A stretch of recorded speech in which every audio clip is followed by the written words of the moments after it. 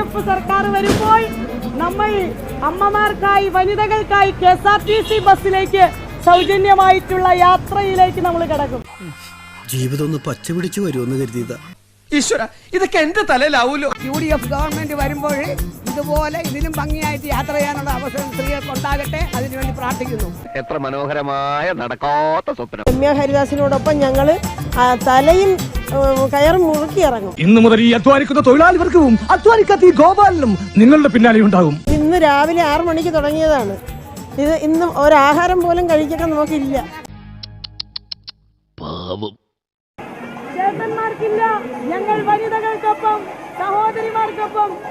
ഇതെന്ത് ന്യായം, ഇതെന്ത് നീതി, ഇതെന്ത് ഞങ്ങളോട് ചിറ്റമനയമാണ് കാണിക്കുന്നത്. ഈ വനിതകൾക്ക് കൊടുക്കുന്ന ഈ ഒരു KSRTC ബസിന്റെ യാത്ര പോലെ തന്നെ 3000 രൂപ പെൻഷനാക്കി ഉയർത്താൻ പോവാ. പണം ഞങ്ങളുടെ കമ്പനിക്ക് ഒരു പ്രശ്നമല്ല. Money is not a problem. ഈ യാത്രയിൽ ആരും തന്നെ ടിക്കറ്റ് എടുത്തിട്ടില്ല എന്നുള്ളതാണ് ഇന്ന് വനിതകൾക്ക് വേണ്ടി സൗജന്യമായി കോൺഗ്രസിന്റെ UDF സ്ഥാനാർത്ഥി രമ്യ ഹരിദാസിന്റെ നേതൃത്വത്തിൽ ഒരുക്കിയിട്ടുള്ളതായിരുന്നു ഈ ഒരു ബസ് യാത്ര.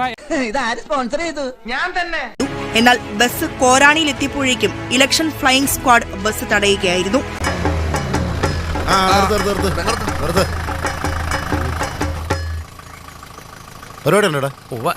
വല്ല അപ്പാവികളെ വിട്ടുകളേടോ. ഒരു മിനിറ്റ്. സൗജന്യ യാത്ര അനുവദിക്കുന്നത് വോട്ടർമാരെ സ്വാധീനിക്കലാണെന്നും ഇത് പെരുമാറ്റച്ചട്ടത്തിന് വിരുദ്ധമാണെന്നും ഉദ്യോഗസ്ഥർ വ്യക്തമാക്കി. തുടർന്ന് യാത്രക്കാരോട് ബസ്സിൽ നിന്ന് ഇറങ്ങാൻ ആവശ്യപ്പെട്ടു.